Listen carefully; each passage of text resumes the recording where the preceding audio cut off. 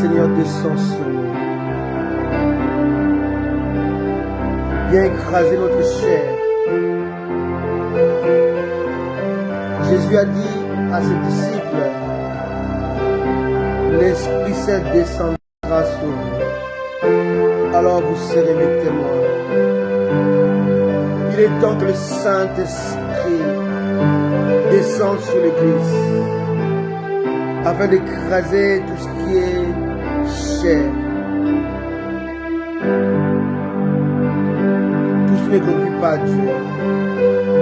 Je prie qu'en ce dimanche 12 novembre, que le Saint-Esprit descende sur son peuple, sur son Église, afin d'écraser tout ce qui est compromission, d'écraser tout ce qui est chair, tout ce qui est distraction.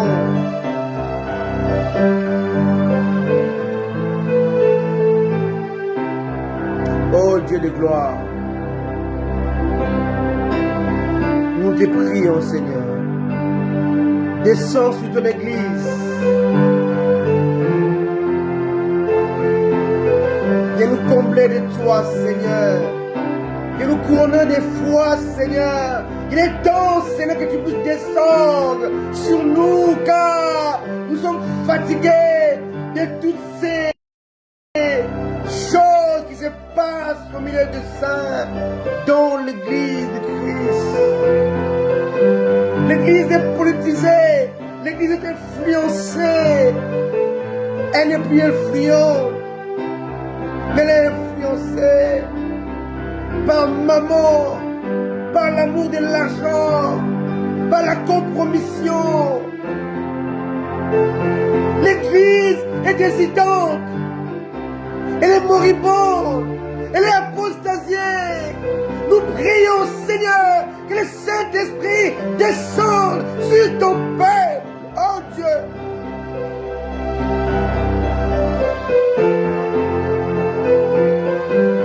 Père, nous te prions au nom de Jésus. Seigneur, tu as dit, lorsque vous priez, dites notre Père qui est aux cieux, que ton nom soit sanctifié, que ton règne vienne. Nous prions, Seigneur, pour que le règne de Dieu vienne dans ce monde opaque, dans ce monde apostasié, dans ce monde infecté de démons. Où l'Église est discrète, où les hommes de Dieu sont influencés par maman, l'appât du gain, l'amour de l'argent, la cupidité, l'avarice. Il est temps de revenir. Il est temps de revenir à notre premier amour. Il est temps de rétablir la foi sur ces bonnes bases. Oh, que la sève de Dieu, le Saint-Esprit descende sur son peuple à cet instant précis.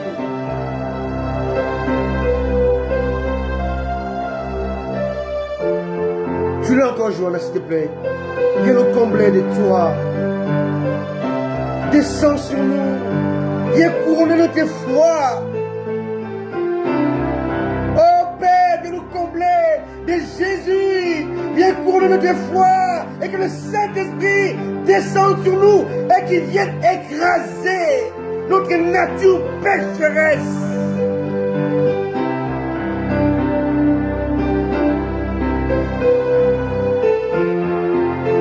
Je l'ai encore. Que le peuple de Dieu revienne à Jésus, revienne dans la première foi, premier amour, cette foi.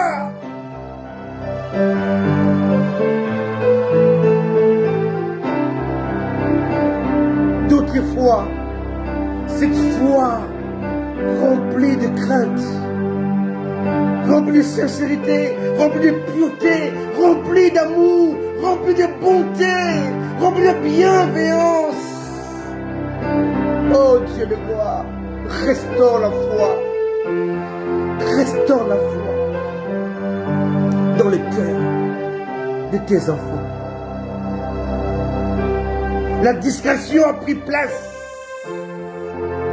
La cupidité, l'avarice ont envahi le milieu chrétien. On veut chanter pour l'argent, on veut prêcher pour l'argent, on veut adorer pour l'argent, on va à l'église pour devenir riche. Tout est centré sur maman. Parce que la foi a pris un coup.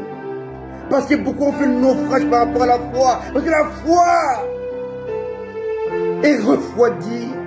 Voilà pourquoi ce matin, Seigneur, cet après-midi, je prie que tu viennes couronner notre foi en voyant le Saint-Esprit qui descend sur notre nature pécheresse.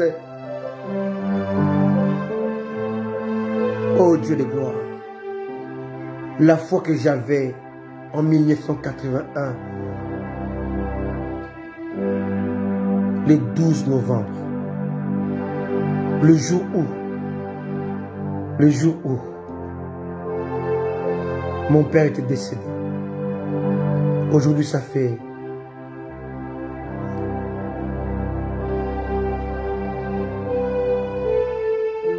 41 ans, 42 ans.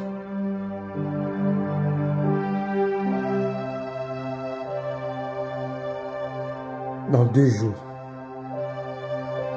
ce sera mon anniversaire de conversion. Seigneur Jésus, merci. Merci Seigneur. Ça fera 42 ans. 42 ans que tu es rentré dans ma vie. Et cette ferveur que j'avais, cet amour, cette foi, cette bonté, cette bienveillance. Ô Père éternel, aujourd'hui, l'Église, les chrétiens qui se convertissent, qui viennent à toi, Seigneur, le feu ne brûle pas en eux. Fais que le feu brûle dans le cœur. Ce feu qui brûle dans mon cœur le 14 novembre 1981. Lorsque tu m'as parlé au travers de la bouche de ta servante Lucie Levesque. Oh Dieu, merci. Merci pour sa vie. Merci pour ma vie. Merci Jésus. Merci Seigneur. Ce jour-là, je viens de perdre mon père, qui était pour moi une référence, qui était Seigneur,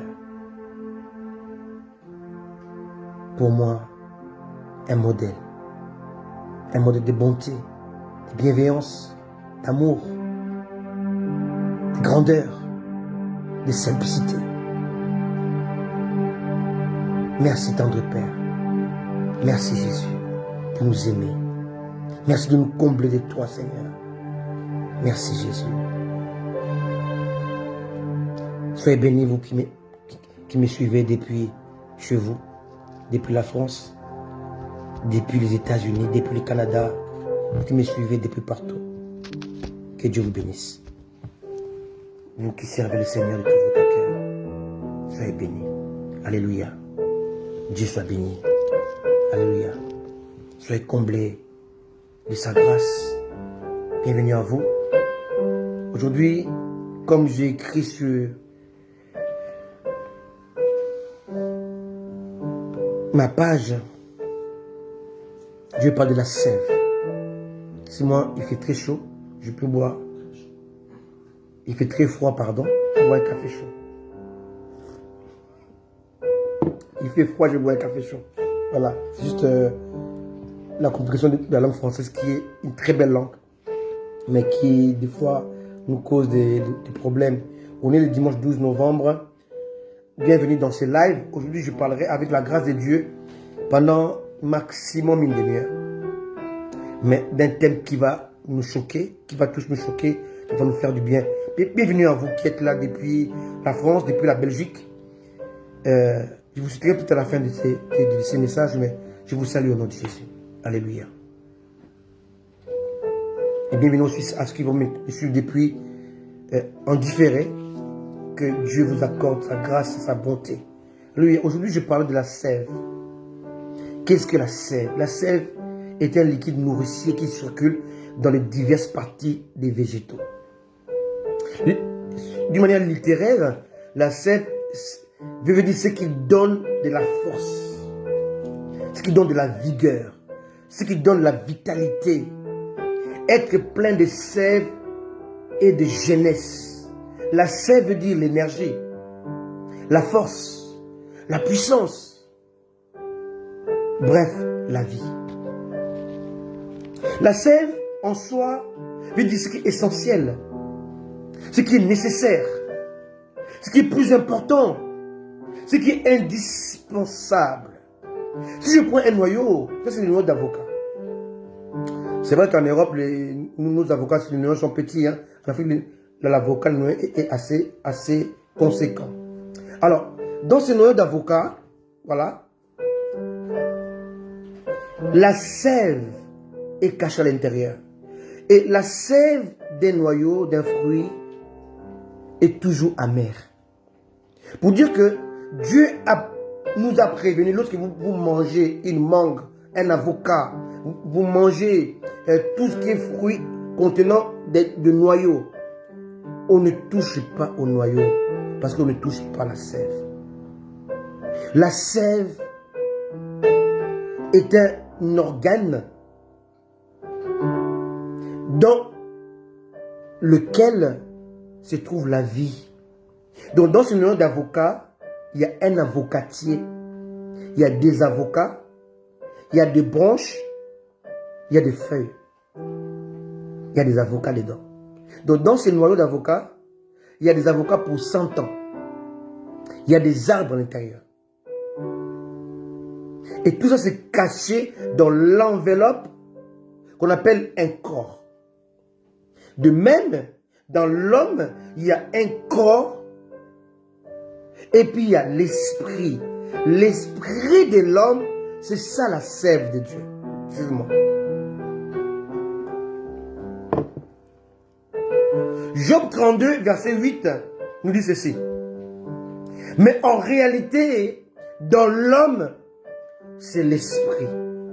Le souffle du Tout-Puissant qui donne l'intelligence. En fait, ici, il y a deux phrases. Dans l'homme, c'est l'esprit, virgule. Le souffle du Tout-Puissant qui donne l'intelligence. Nos choix de vie sont dictés ou sont proposés, sont suggérés par l'esprit qui nous habite. La version Martin dit ceci. L'esprit est bien en l'homme, mais c'est l'inspiration du Tout-Puissant qui les rend intelligents. Donc l'intelligence, ce n'est pas l'esprit, mais c'est lui qui habite l'esprit, le Saint-Esprit. Darby dit ceci. Toutefois, il y a un esprit qui est dans les hommes. Et le souffle du Tout-Puissant leur donne de l'intelligence. Ça, c'est le verset 8. Le verset 9 dit ceci. Dans Job 32. Ce n'est pas l'âge qui procure la sagesse. Ce n'est pas la vieillesse qui rend capable de juger. La sagesse, l'intelligence, c'est l'esprit qui les procure. Alléluia. On est dans ce thème particulier que j'intitule la sève. La sève, disais-je, est l'essentiel, le nécessaire, le plus important, l'indispensable. L'énergie, la force, la puissance, bref, la vie. Donc dans l'homme, l'élément le plus important, c'est l'esprit. Mais sur les 100% que Dieu nous donne, l'homme consacre seulement 10% à son esprit. Le savez-vous? Laissez-moi vous expliquer. Sur les 100% que Dieu te donne, l'homme consacre 60% pour la chair. 60%. Je vais vous le démontrer. Pourquoi la chair a besoin d'être habillée? La chair a besoin des soins corporels, surtout pour les femmes. La chair doit manger. La chair reçoit toutes sortes de soins naturels. Et la chair veut s'amuser. La chair veut se détendre. Habillement, soins corporels, manger, donc nourriture, soins de toute nature, amusement et repos. 6. Donc, si on voit dans le pourcentage, la chair est plus favorisée que l'âme. L'âme occupe 3%, 30% de prise en charge de l'homme. L'homme prend l'âme 30% prise en charge. Il prend l'âme à 30% prise en charge. Pourquoi? Dans l'âme, il y a tout ce qui est lié au sentiment. Alléluia. À l'émotion, à l'affection, au désir et à la volonté. Donc quand on veut s'occuper de ces sentiments, de ce que nous ressentons, ce que nous voulons, ce que nous désirons, de notre émotion, de nos affections, de nos désirs, de notre volonté, c'est l'âme. Alléluia. Tout ce qui est conflit dans les églises, dans les maisons, dans les familles, c'est l'âme. Alléluia. Par contre, l'esprit occupe seulement 10%. L'homme prend soin de son esprit à 10% sur les 100%. L'esprit, c'est quoi? L'esprit est taillé, est aiguisé et géré par plusieurs choses. Le jeûne, la prière, la méditation de la parole de Dieu, la piété, la pureté, la consécration. On voit que les gens jeûnent de moins en moins. Les gens prient de moins en moins. Les gens méditent de moins en moins. Les gens vivent une vie de piété rarement. La piété, c'est la crainte de Dieu. Et les gens se consacrent de moins en moins. Donc, dans les trois parties constituées de l'homme, l'esprit, l'âme et le corps, ou la chair, l'homme s'occupe de 10% de l'esprit. Or, l'esprit de l'homme est l'image de la sève cachée dans le noyau.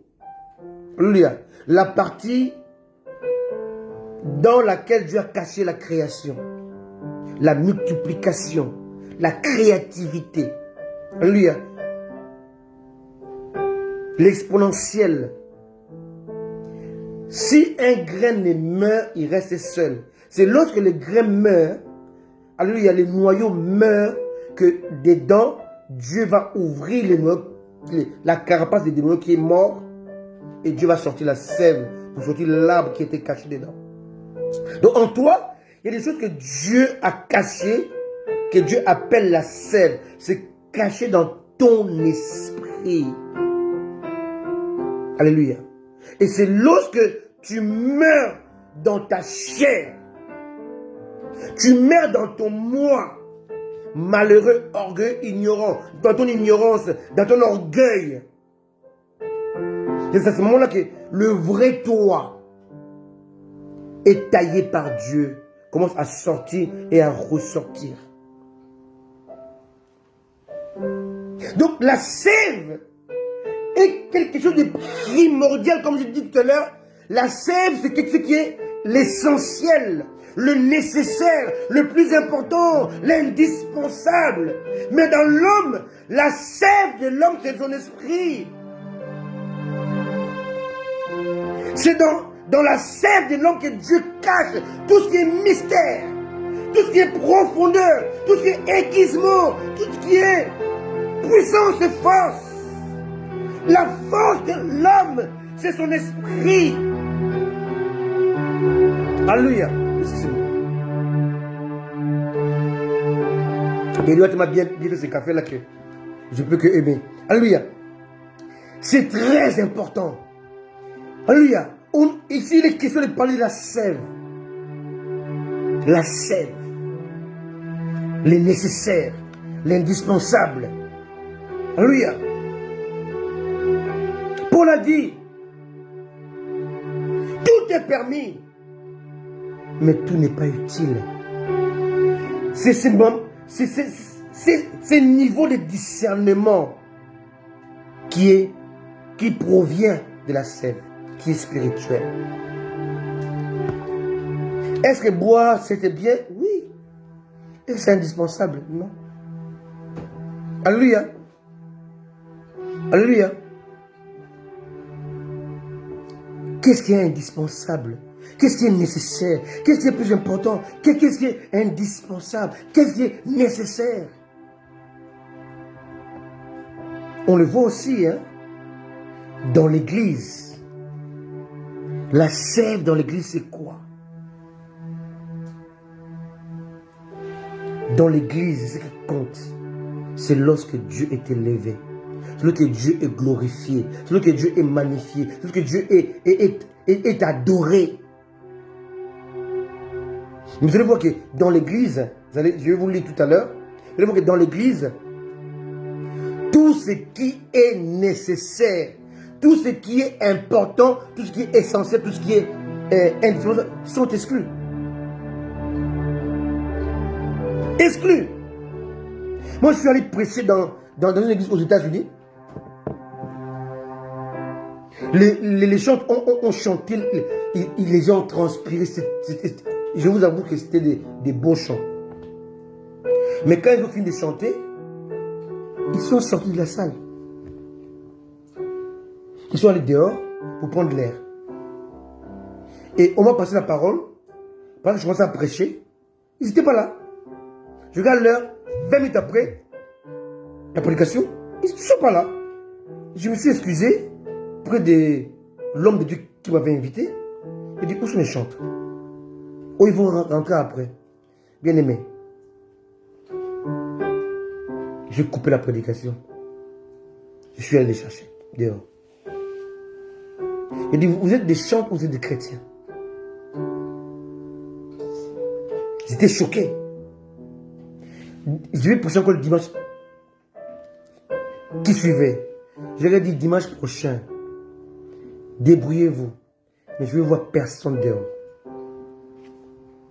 Pour eux, chanter suffit. Prêcher, la prédication ne les concerne pas. Donc, lorsque Dieu parle, ça ne les concerne pas. Quand ils parlent à Dieu ou ils adorent Dieu, oui. Mais la prière, c'est une conversation.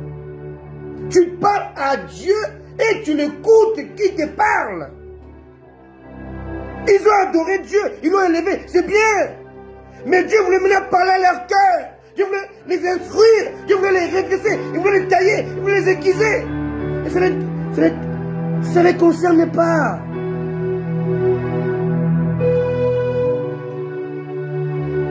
Et c'est ça aujourd'hui l'église. Une mère qui vient, une femme qui vient à l'église, qui vient pour vendre ses chaussures, ses vestes. Et pour elle, le culte, c'est pas avant et pendant, mais c'est après. Dans son cœur, c'est après le culte qui est important, c'est là où elle va donner les chaussures, les vestes, les costumes, les parfums aux gens qui vont payer 1 mois, 2 mois après. Non. Ça, c'est pas être chrétien. Si vous faites ça, vous n'êtes pas des chrétiens. Vous êtes des profiteurs. Vous profitez du nom de Dieu. Et lui, il ne vous connaît pas. Il vous dira à la fin, je ne vous ai jamais connu. Parce que c'est là l'église comme les pharisiens ou les religieux qui vendent dans le temple de Jésus. Vous êtes des vendeurs, des marchands du temple. Vous êtes les marchands du temple, non pas des chrétiens. Vous n'avez rien à voir avec la pureté. Vous n'avez rien à voir avec la consécration. Vous n'avez rien à voir avec le salut. Vous n'avez rien à voir avec l'amour de Dieu. Vous n'aimez pas Dieu. Vous aimez votre argent. Vous aimez la prospérité. Mais la prospérité de la chair. Pas de l'âme. Pas de l'esprit. Alléluia. Il est question de la sève. Matthieu 6, 5 à 6 dit ceci. Quand... Attendez, non, je vais le lire. Ça, moi, je ne peux pas le dire de tête. Il faut que je lise. Matthieu 6, 5 à 6. Ces deux versets-là, si on comprend ça, on va comprendre à quoi sert les cultes.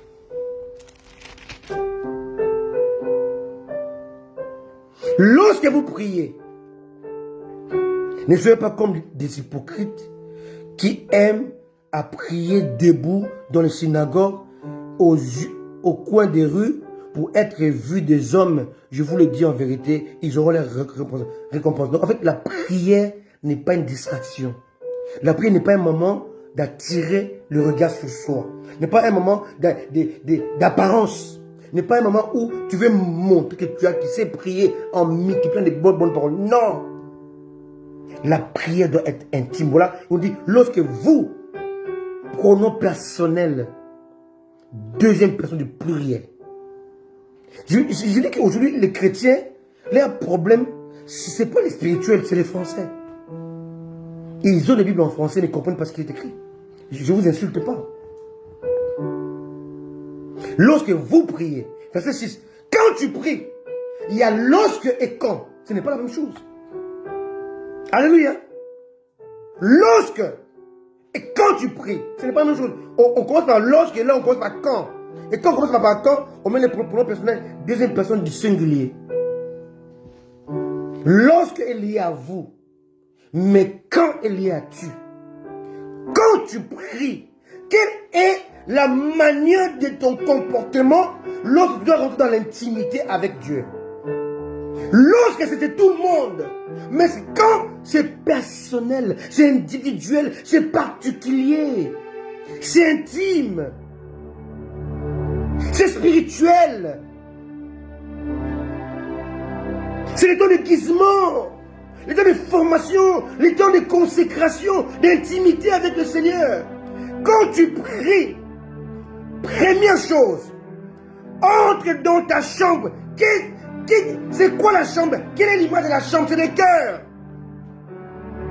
Quand tu pries, évite la distraction. Mais quand vous priez, il y a la distraction. Tu vas être vu.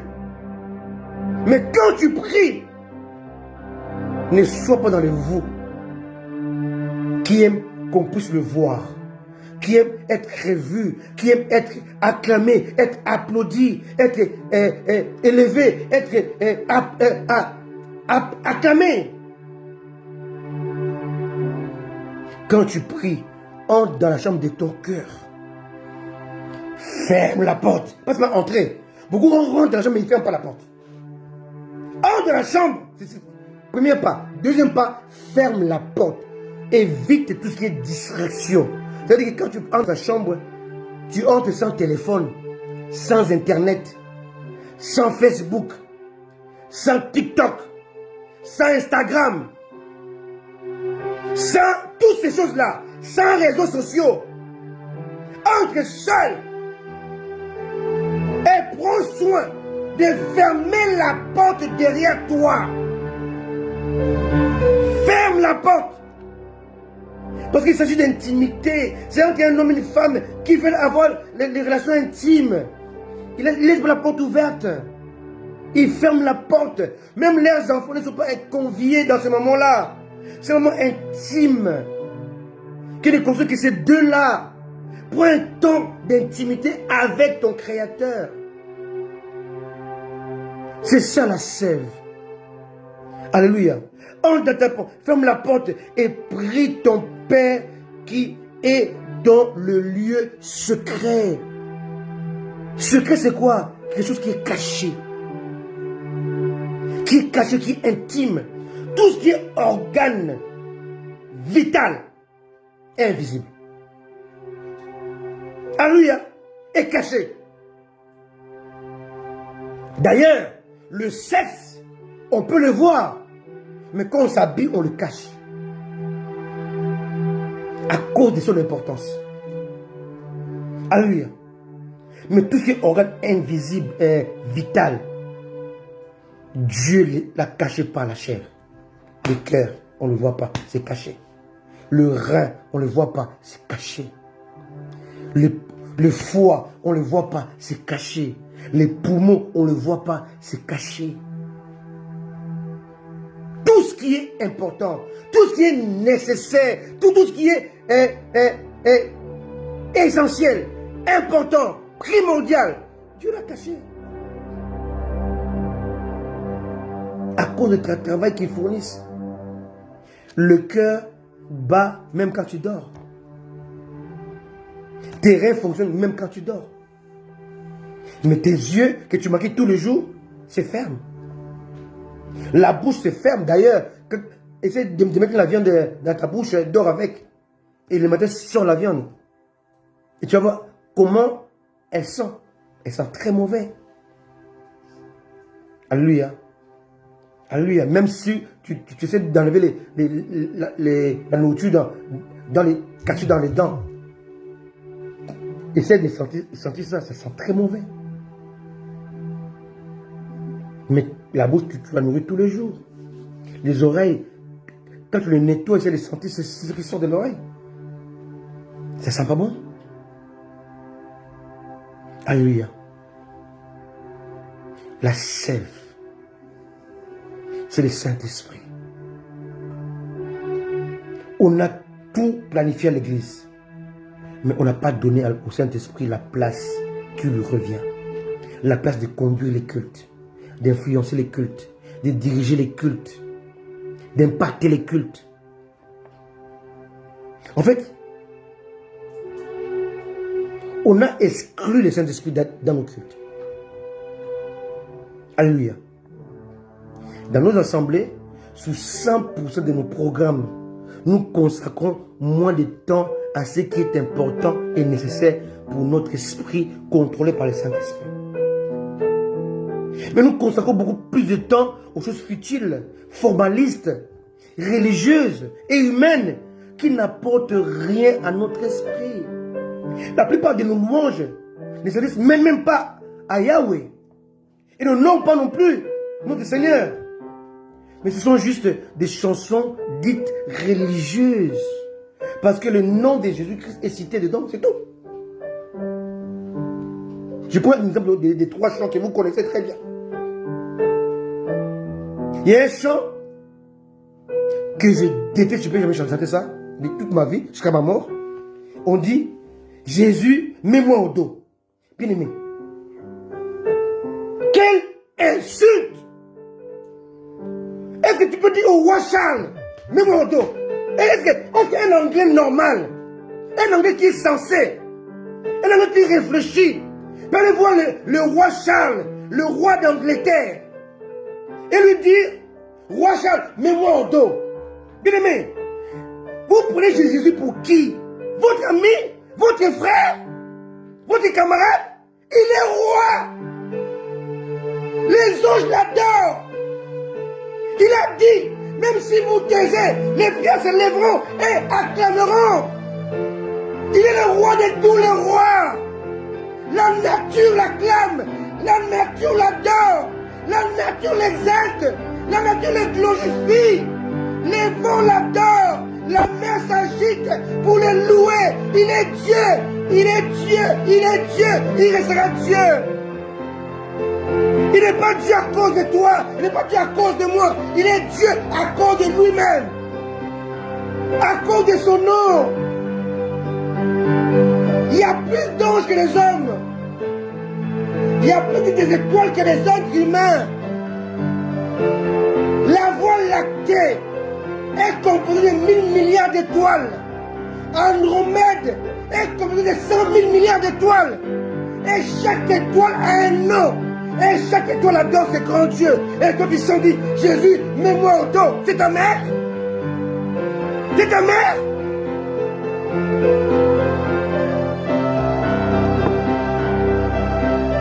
C'est ton camarade? Cette chanson est une insulte à Dieu. Manque de respect. Manque de considération. Jésus, mets-moi au dos. C'est ta maman? C'est ton pote? C'est ton ami? Il est ton Seigneur, ton Créateur, ton Maître. Tu es l'esclave de sa parole. Tu es son esclave. Il est ton Maître. Comment tu peux dire à ton Maître, mets-moi au dos? Quelle insulte les chrétiens vous faites à Dieu dans vos églises, bâtiments, vos assemblées. Inutile. Quelle insulte. Jésus, mets-moi au dos. Un autre chant, c'est Jésus a marché sur les eaux sans bateau. N'importe quoi. N'importe quoi. Une chanson inspirée par le diable qui ne donne pas gloire à Dieu.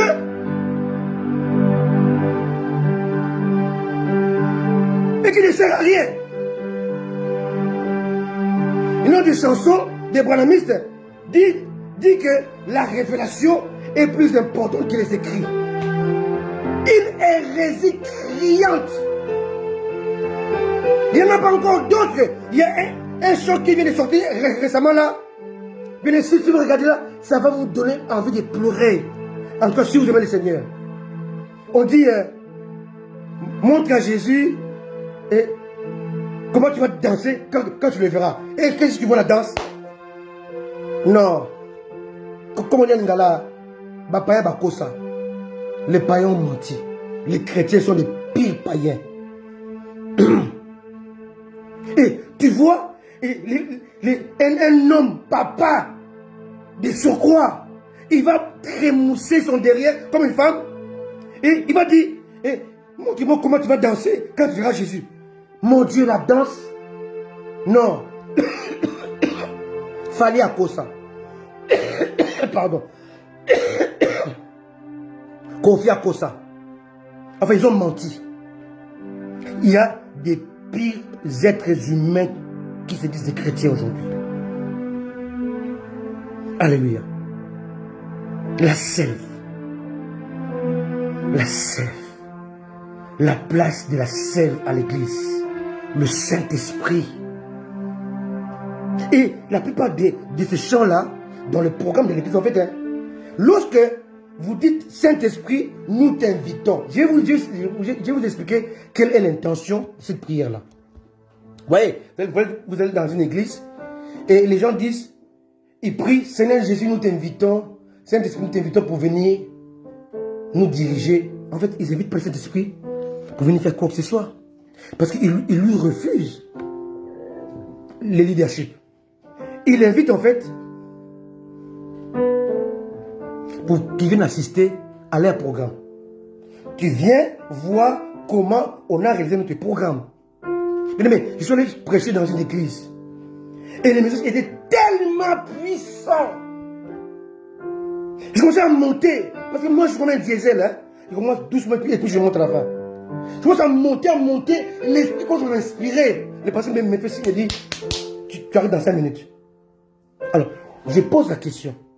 Le pasteur en question, qu'est-ce qui est plus important? Que Dieu parle à l'église ou qu'il puisse respecter son programme? Vous voyez un peu la bêtise humaine dans nos assemblées? Quand l'esprit parle, il faut arrêter. On ne peut pas l'écouter. Les gens ne doivent pas changer. Les gens doivent dépendre de nos programmes. Donc les programmes transcendent, dépassent le Saint-Esprit. C'est ça la tristesse. Dieu pleure. Dieu pleure. Et la plupart de nos programmes offusquent le Saint-Esprit. Le fait d'abréger un message aussi puissant, inspiré, pour soi-disant respecter un programme de l'église, un programme taillé sur mesure, est une insulte à la gloire de Dieu. En fait, aujourd'hui, nous voulons le Saint-Esprit à la carte. Alléluia. Le Saint-Esprit est là à la carte. En fait, lorsque nous prions et demandons au Saint-Esprit de nous assister dans nos cultes, en fait, en réalité, ça veut dire quoi? Nous t'invitons de venir assister à nos programmes et non au culte à l'honneur de Jésus-Christ. Quelqu'un me comprend? Saint-Esprit vient assister au programme tracé, planifié, fixé, taillé sur mesure Mais ne viens pas apporter ton plus. N'apporte rien à ce que nous avons fait déjà en avance. C'est ça l'esprit à la carte. C'est le programme de l'Assemblée qui prime et non la manifestation du Saint-Esprit. Il doit être là pour rendre nos programmes spirituels, alléluia, entre guillemets, et chrétiens. Nous l'invitons pour deux choses. Pour que nos programmes soient spirituels et chrétiens, c'est tout. Mais nous refusons sa prise en charge. Nous refusons son contrôle. Et nous refusons son orientation. Trois choses, je répète. Nous l'invitons, mais nous refusons sa prise en charge. Nous refusons son contrôle et nous refusons son orientation. Voilà pourquoi dans nos assemblées, les vies ne sont plus transformées. Alléluia. Les vies ne sont plus changées dans nos cultes. Car Dieu est bâillonné.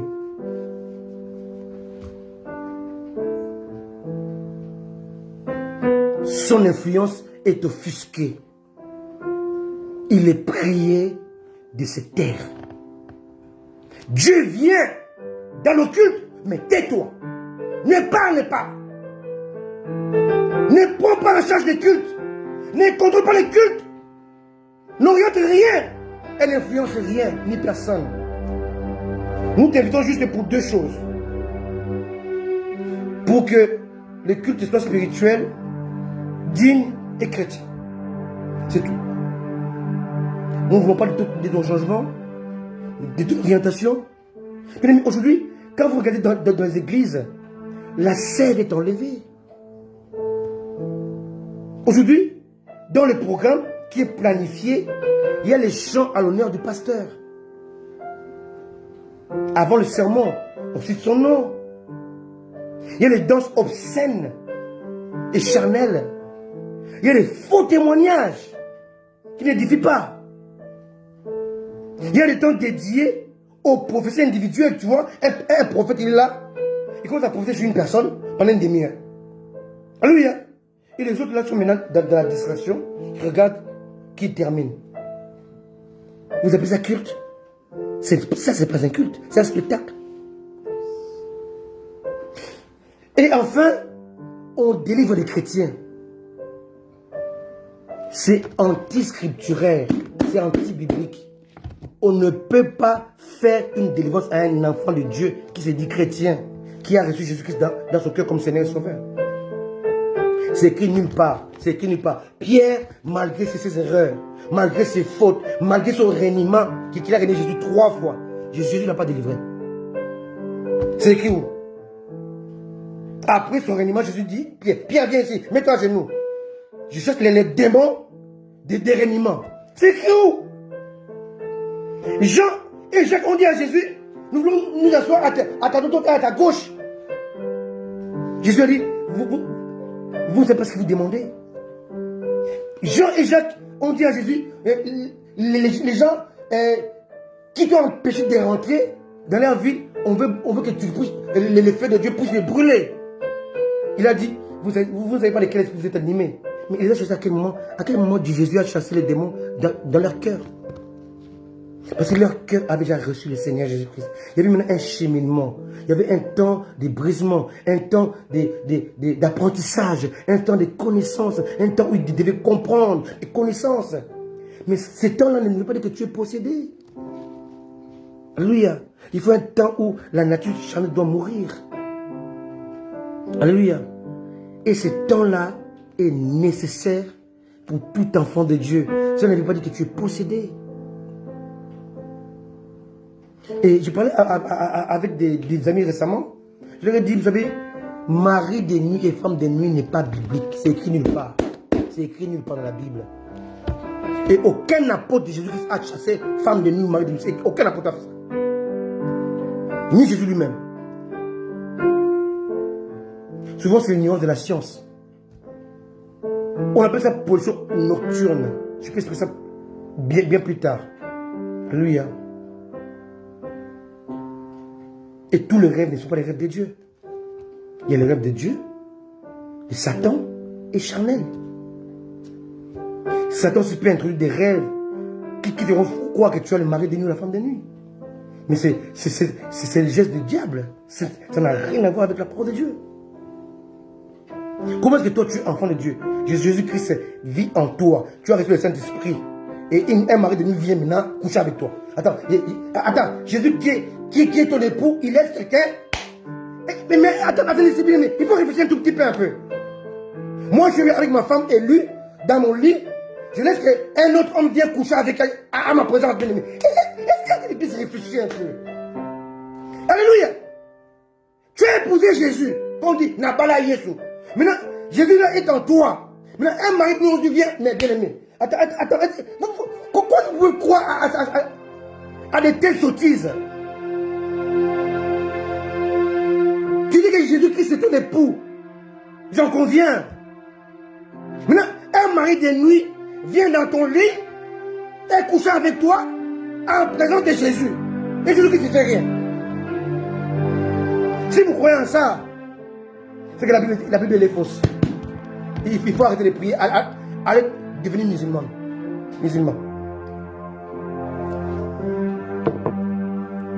Une incohérence totale. Et vous croyez en ça? Mari de nuit. Ce pasteur a fait de moi sa femme de nuit, bien aimé. C'est parce que c'est un être humain. Toi, tu sers Jésus. Tu as dans ton cœur Jésus. Le Saint-Esprit est avec toi. Et c'est parce qu'il vient dans ta chambre. Il te déshabille devant Jésus qui est ton époux. Et Jésus ne fait rien. Moi, si un homme vient faire ça avec ma femme, ils ne sont pas vivants. Je vais les dépiécer, je vais le couper en morceaux. Non, moi je suis un être humain. Mais Jésus. Essayez de faire de telles corrélations. Vous allez voir que cette corrélation n'est pas biblique. Alléluia. Alléluia. Un lion qui a pris la lionne, qui va être la mère de ces lionceaux, et va laisser un autre lion maintenant, ça couple avec sa lionne. Et les lions se croisent les bras. Fini. Mais quand on est dans l'ignorance, on peut croire n'importe quoi. Je ne peux pas croire à ça pour une simple raison, que quand Jésus-Christ est dans ton cœur, il est dans ta vie, il t'a choisi, tu es son élu. Il devient jaloux de ta vie. Paul a dit, je suis jaloux de vous, d'une jalousie de Dieu. La jalousie de Dieu pour toi fait qu'il ne laissera pas quelqu'un abuser de ta foi, de ta vie, de ton intimité. Soyez béni. C'était la sève. La sève, c'est l'essentiel, le nécessaire, l'important. Aujourd'hui dans l'église, l'église a rejeté, a enlevé la sève. Jésus a dit, vous faites beaucoup de choses, mais vous avez enlevé la connaissance. Vous avez enlevé la science. Aujourd'hui, ces faux serviteurs de Dieu, ils ont enlevé le Saint-Esprit. Parce qu'ils savent, si le Saint-Esprit est là, les gens vont réfléchir. Dans l'homme, c'est l'Esprit. Mais c'est le Saint-Esprit qui rend capable de juger, qui apporte l'intelligence et la sagesse. Ramenons le Saint-Esprit à l'église. C'est la sève de Dieu. Ramenons la connaissance à l'église. Ramenons la parole de Dieu à sa place. Vous allez voir que tous ces faux serviteurs de Dieu, marqués au fer rouge, ils vont fermer leur boutique. Ils n'auront plus d'adeptes, ils n'auront plus de gens. Parce que les gens vont réfléchir, vont analyser les choses. Je ne peux pas croire à un homme de nuit, un mari de nuit, une femme de nuit. Il faut même dire fiancé de nuit. Je comprends fiancé, mais pas mari, pas femme. Quand les femmes de nuit, c'est que vous êtes mariés. Comment tu peux me marier avec un homme alors que tu es déjà marié avec Jésus? Sur le plan scripturaire, ça ne colle pas.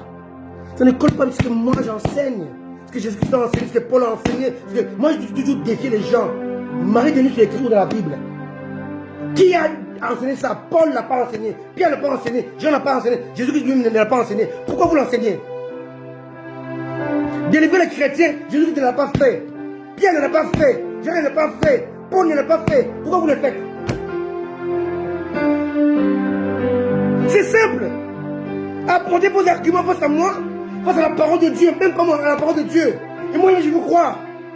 Mais la parole de Dieu ne le dit pas. Pourquoi je dois croire à cela? Pourquoi je devrais l'enseigner? Moi, j'enseigne qu'il faut ramener la sève. Le Saint-Esprit doit venir orienter nos cultes, doit venir nous diriger, doit venir nous influencer les cultes, donner gloire à Jésus, adorer Jésus. Et Jésus a dit, il me glorifiera. Jésus n'est plus glorifié à l'église parce que c'est celui qui le glorifie et chasse l'église. Et quand on l'invite comme assistant, on le bâillonne. Tu ne dois pas porter ton influence, ta connaissance, ton intelligence, ta sagesse, ta discipline. Tais-toi, reste seulement là. Parce qu'il faut que ton culte soit, pour avoir l'apparence chrétienne, l'apparence spirituelle et l'apparence pure. Mais ce qui rend pur, c'est le Saint-Esprit. Ce qui rend chrétien, c'est le Saint-Esprit. Ce qui apporte l'influence, c'est le Saint-Esprit. Comme je le dis, voilà pourquoi dans nos assemblées, les gens viennent, mais ne sont pas changés. Ils viennent, ils ne sont pas transformés. Ils viennent et qu'on continue d'être de deuxième femme, troisième femme, adultériens, fornicateurs, buveurs d'alcool, buveurs de cigarettes, et fumeurs. La vie ne change pas parce que c'est celui qui change les vies. Il vient à l'église, mais vous le bâillonnez. Vous l'empêchez d'agir, vous l'empêchez d'influencer les gens. Donc, nos cultes, vos cultes, ne servent pas Dieu. Vous êtes des marchands du temple. Vous venez pour démolir les temples de Dieu. Là, pour Jésus-Christ, pour les fouer. Alléluia. Il est temps que Dieu, celui de Samuel, qui vont couper la tête d'Agag, que Saül a épargné. Nous épargnons beaucoup de choses à l'église aujourd'hui. Mais il faut que Dieu élève des véritables serviteurs de Dieu qui vont dire haut et fort. Ça ne va pas. Cet enseignement-là n'est pas biblique. On ne peut pas délivrer un chrétien. On ne peut pas parler des maris des nuits, des femmes des nuits, alors que nous avons les maris qu'on appelle Jésus. J'ai expliqué, c'est simple. Si tu es marié à Jésus, fiancé à Jésus, Jésus est en toi. Il n'est même pas côté, il est en toi. Mais il va laisser un autre mari, démoniaque, satanique, qui vient coucher avec toi. Est-ce que c'est normal? Ce n'est pas normal pour les animaux. Ce n'est pas normal pour les humains. Comment ça peut être normal sur le plan spirituel? Mais c'est insensé ça. Voilà pourquoi je ne crois pas à ça. Si Jésus-Christ est mon époux, comment est-ce qu'une femme de nuit, un homme de nuit peut venir et m'envahir? Je n'ai pas, je n'ai rien à faire. Si un homme vient essayer de coucher avec mon épouse elle n'a même rien à faire. C'est moi qui vais le tuer. Si le mari de nuit vient, ma soeur, dans ta vie, tu n'as même rien à faire. Ton époux va le tuer. Alléluia. La lune ne se bat pas quand le lion est là. Alléluia. Tu ne vas pas te battre. Ton époux va te défendre contre cette femme de nuit, ce mari de nuit qui vient t'envahir. Ne croyez pas à ces bêtises, à ces mensonges, à ces tromperies, à cette hérésie. Alléluia. Satan avait manipulé vos pensées pour vous faire croire aux choses qui n'existent pas, qui ne peuvent pas exister en vous, parce que vous êtes déjà rachetés, sauvés, affranchis par Jésus-Christ. Soyez bénis, soyez conséquents avec Dieu. Ramenez la sève dans votre vie, ramenez la sève à l'église et ramenez la sève dans votre intimité. Alléluia.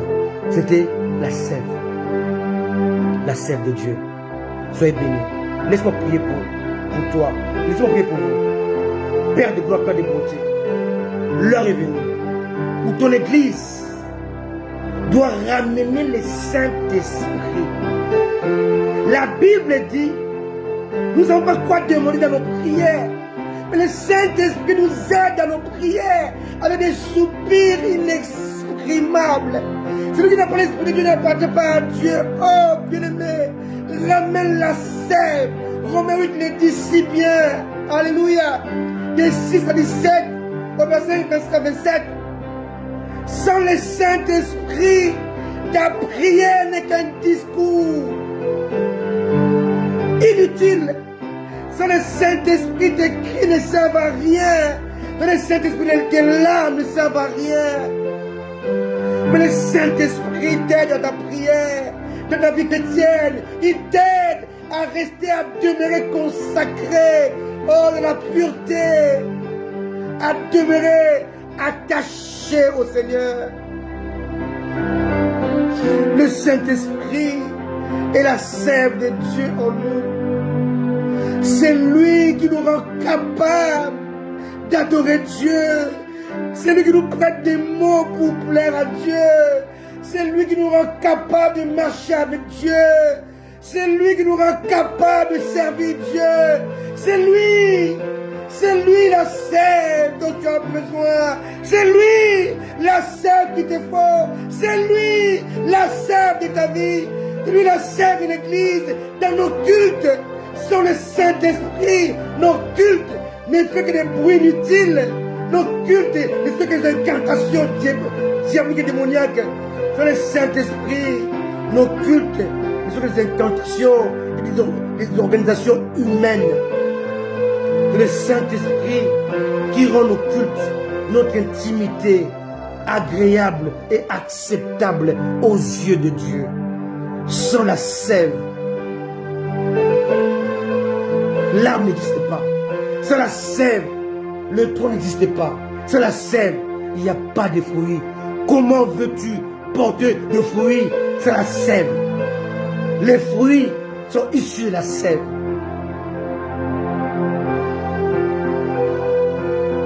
Le Saint-Esprit et la sève de Dieu en nous, dans nos cultes, dans l'Église. Que la sève revienne dans nos cultes.